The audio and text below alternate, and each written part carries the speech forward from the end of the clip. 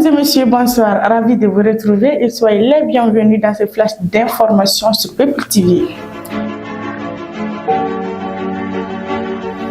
À la une de ce vendredi 12 juin 2026, réunie en Assemblée générale ce jeudi 11 juin 2026, la Maison de la presse du Mali a examiné avec une attention particulière la situation des journalistes actuellement détenus. À cette occasion, le président de la Maison de la presse, Bandjougou Dante, a pris la parole pour réaffirmer la position de l'institution face à cette situation préoccupante.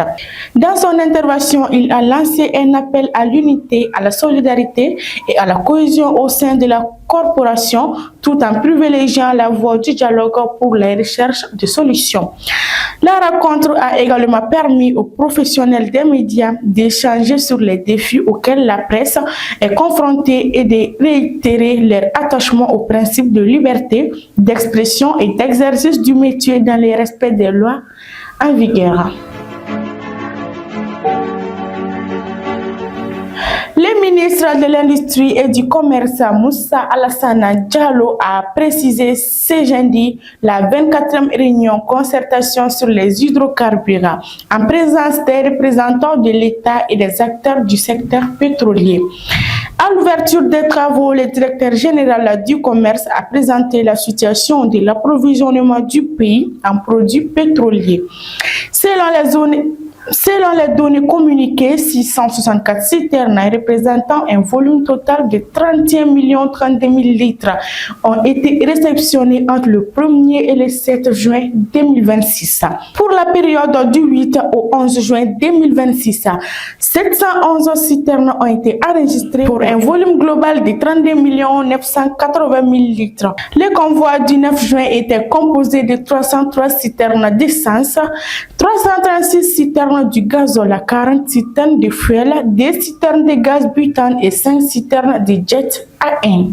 Les participants ont également fait le point sur les opérations d'escorte, les convois et mécanismes jugés essentiels pour garantir l'acheminement régulier et sécurisé des produits pétroliers vers les différents centres de consommation du pays.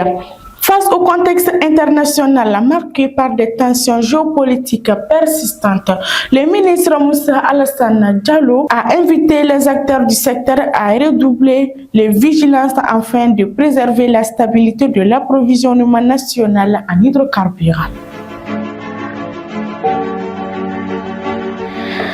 25 personnalités du monde sportif malien ont été distinguées ce jeudi 11 juin 2026 lors d'une cérémonie solennelle organisée au Palais des Sports Salamatou Maïga. Cette distinction honorifique vise à saluer les efforts, l'engagement et la contribution remarquable des récipiendaires au développement et au rayonnement du sport malien.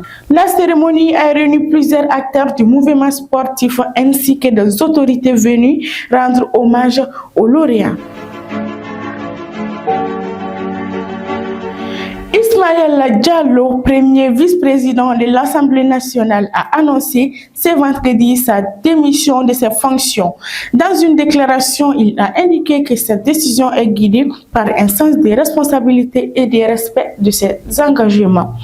Tout en quittant son poste au sein de l'organe dirigeant de l'institution, l'élu a réaffirmé sa volonté de poursuivre sa mission parlementaire. Il attend ainsi continuer à servir les citoyens et à défendre leurs préoccupations en tant que député.